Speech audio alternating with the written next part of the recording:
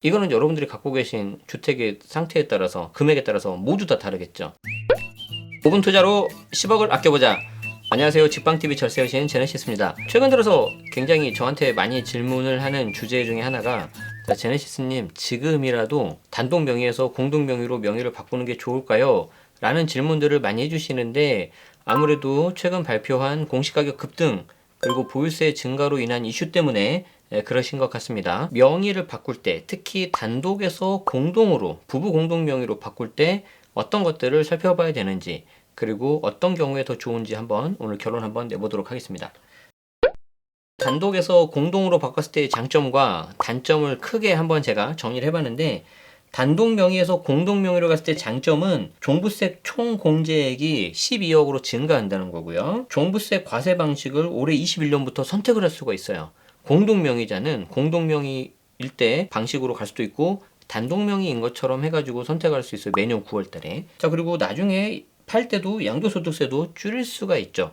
저는 1주택자라 비과세니까 양도세 안 나오는데요. 그러진 않아요. 왜냐하면 실거래가가 9억이 넘으면 9억 초과분에 대해서 양도세가 나오기 때문에 이때도 공동명의가 유리하죠. 반대로 단독에서 공동으로 가는데 조심해야 되거나 좀 단점이 뭐가 있냐면, 명의를 이전하기 때문에 그때 취득세가 발생을 합니다. 증여세도 나올 수도 있고요. 그리고 최소 5년 정도는 유지하셔야 돼요. 각각의 장점과 단점 어떻게 종합적으로 봐야 되는지, 그리고 최종 결론은 뭔지 살펴보겠습니다. 자, 일단 단독 명의에서 공동 명의로 갈 때 좋아지는 점을 보자면은 종부세 총 공제액이 증가합니다. 편의를 위해서 부부 공동 명의로 한정을 좀 해보겠습니다. 1세대 1주택 같은 경우에는 원래는 6억인데 추가로 3억을 또 공제해줘서 9억까지 공제가 됩니다.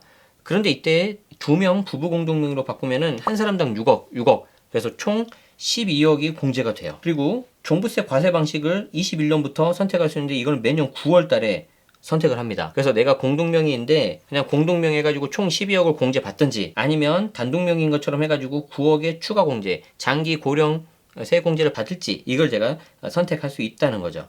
그리고 앞서도 말씀드린 것처럼 향후에 양도소득세도 줄일 수가 있어서 공동명의로 바꾸면 여러 가지 이점이 있는 게 사실입니다.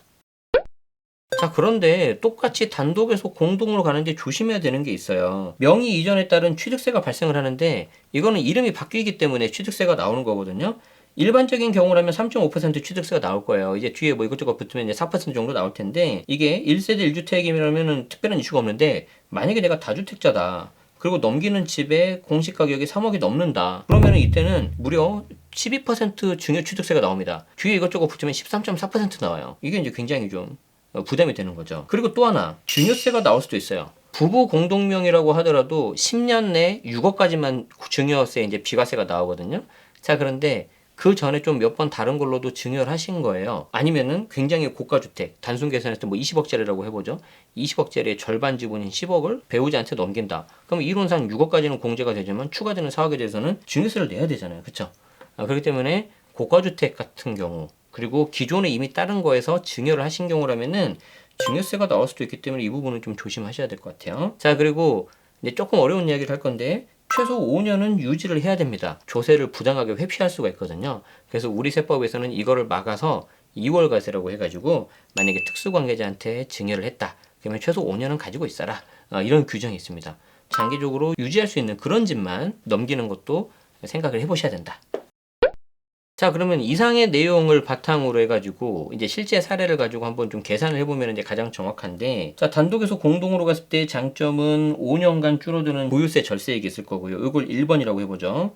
그리고 나중에 줄어드는 양도세, 이게 이제 2번이라고 해보겠습니다. 그리고 단독에서 공동으로 가면은 늘어나는 세금이 이제 취득세가 있고, 증여세는 있을 수도 있고 없을 수도 있고, 결국엔 어떤 거예요? 내가 단독에서 공동으로 하는데 이때 내야 되는 취득세가 플러스가 더 들어가는 거고, 증여세가 있으면 증여세 더 내야 되는 거고, 그런데 이로 인해서 내가 한 5년 정도, 왜냐면 5년은 갖고 계셔야 되니까 5년 동안 줄어드는 보유세, 그리고 나중에 줄어드는 양도세, 이걸 다 더해봤더니 해당 값이 마이너스가 나온다. 그러면 줄어드는 금액이 더 크다는 거잖아요. 이게 마이너스가 나와야지 나한테 이득이 된다는 거예요. 이거는 여러분들이 갖고 계신 주택의 상태에 따라서, 금액에 따라서 모두 다 다르겠죠. 그리고 앞으로 이 집이 얼마만큼 오를지는 아무도 모르는데 어느 정도 예측을 해야 된다는 거죠. 확률상으로. 여기까지 보면은 이제 제가 큰 틀에서 말씀을 드렸는데 그래도 조금 더 고려해야 될 사항들이 있습니다. 저는 단독에서 공동명의를 했는데 주택수가 늘어나서 보유세가 오히려 더 늘어난다고 해요. 도대체 이건 무슨 말일까요? 보유세는 인별과세, 세대 기준이 아니라 각각 명의자별로 주택을 얼마나 가지고 있느냐 그걸 가지고 따지는데 이때 주택수에는 어떤 지분만 가지고 있어도 1주택으로 봅니다. 조정 2주택 또는 3주택으로 내가 인별 주택수가 들어가 버리면은 이때는 종부세 중과세율이 적용이 돼서 최고세율 6%까지 적용이 되기 때문에 이때는 종부세가 오히려 더 늘어나는 경우도 간혹 있어요. 또 하나 고려해야 될 점이 뭐냐면은 5년 이내에 갑자기 내가 매도해야 되는 경우가 있을 수 있죠. 예를 들어서 내가 이미 한 3년 정도 있다가 매도해야 되는 그런 상황을 뻔히 인지하고 있는데 명의를 바꿈으로써 증여를 한다. 자, 이런 경우에는 조금 문제가 될 수 있겠죠.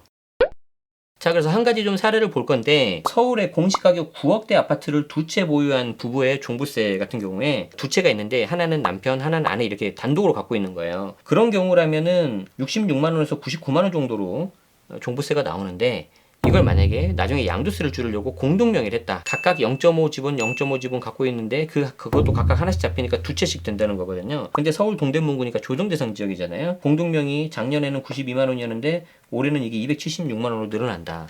그래서 이게 단독명의보다 오히려 공동명의가 종부세가 더 나오는 불리한 케이스가 나온 거죠.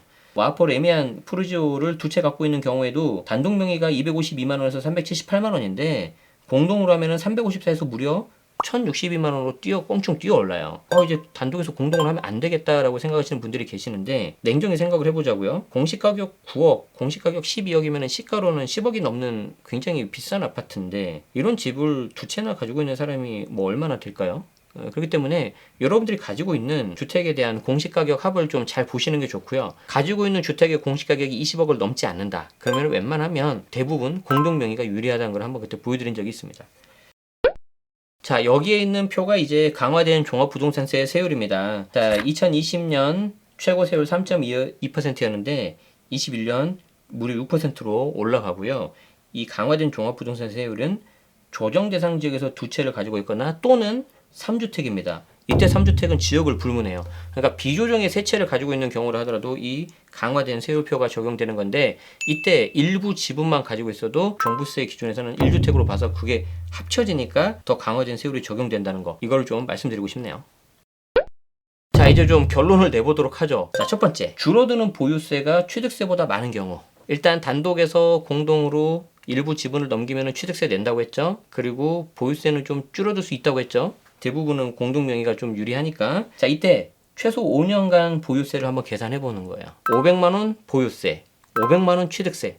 같으니까 안 해도 될까요? 아니죠. 이 경우에는 나중에 양도세가 줄어드니까 차라리 공동명의로 바꾸시는 게 낫죠. 자, 공시가 20억 이하라면 공동명의가 유리합니다. 대부분 그렇습니다. 그런데 이게 또 갖고 있는 지분이 많아가지고 앞서 보셨던 강화된 종부세 세율이 적용된다면은 또 불리할 수 있는 경우도 있어요. 하지만 1주택자라면은 공동명의가 유리해요. 왜냐하면 앞에서 좀 극단적으로 보여드린 케이스가 주택수가 두 채 이상인 경우가에서 이제 단독이 아니라 공동명의 가지고 주택수가 늘어나서 그런 거거든요. 여기에서 말씀드린 내용이 나한테 더 해당되는 게 많다. 그러신 분들은 단독명의보다는 좀 공동명의가 유리하지 않을까라고 생각을 해보고요. 자, 두 번째 결론입니다. 단독에서 공동으로 가는데 불리한 케이스가 있어요. 이건 뭐냐면 고가주택 두 채 이상 보유한 경우, 앞에 사례에서 봤었죠. 그렇지만 이렇게 되는 경우는 그렇게 많지는 않을 것 같다. 자, 그래서 조정지역 2주택이 돼버리니까 종부세 중과세율이 적용돼서 오히려 종부세가 좀 더 늘어난 케이스가 있긴 있지만 그렇게 많지는 않을 것 같고, 특히 취득세 조심하셔야 됩니다. 조정 그리고 공시가 3억 이상이면 12% 증여 취득세가 붙는데 이것도 1세대 1주택은 예외거든요. 그러니까 역시 이 경우에도 다주택이에요. 그리고 내가 이미 이 상태에서 한 향후 5년 이내에 뭔가 처분해야 되는 이슈가 있는데 그걸 알고도 내가 명의를 바꾼다? 이거는 조금 신중하게 생각해 보시는 게 맞다라고 저는 생각합니다. 자, 더 중요한 거는요, 제가 앞에 말씀드린 것처럼 이런 경우에는 유리합니다, 이런 경우에는 불리합니다 라고 제가 큰 틀에서 말씀드렸는데 이거는 이 방송을 영상을 보고 계시는 여러분들 케이스가 다 다르기 때문에 여러분들 나름의 시나리오를 이렇게 다 만들어 봐야 돼요. 이때 시나리오 1번 관련돼서 세금 계산하는 거는 이제 전문가한테 맡기면 되는 거예요. 여러분들이 하셔야 되는 거는 이 시나리오를 최대한 많이 만들어 내보는 거다. 여러분한테 최적의 방법을 찾는 게 가장 중요하다고 생각을 하고, 이게 이제 여러분들이 반드시 좀 추구해야 되는 세법적 의사결정론에 관련된 내용이 아닐까, 저는 그렇게 생각을 합니다. 단독 명의가 좋냐, 공동 명의가 좋냐, 결국에는 의사결정에 대한 문제인데 대부분 케이스는 공동 명의가 유리해요. 왜냐하면 보유세도 줄일 수 있고 나중에 양도세까지 혜택을 보기 때문에 그렇습니다. 일부 사례 같은 경우에 공동 명의가 보유세가 더 많이 나오는 케이스가 있는데 좀 그 부분은 좀 예외적으로 보셔야 될 것 같습니다. 어떠셨나요? 여러분들 좀 의사결정 하시는데 도움이 되셨는지 모르겠습니다. 도움이 되셨다면 좋아요, 구독 한번 부탁드리도록 하고요. 알림 설정까지 해두시면은 다음에도 좋은 영상 올라올 때마다 여러분들이 쉽게 편하게 받아보실 수 있을 것 같습니다. 네, 지금까지 저는 직방TV 절세여신 제네시스였습니다. 끝까지 시청해주셔서 고맙습니다.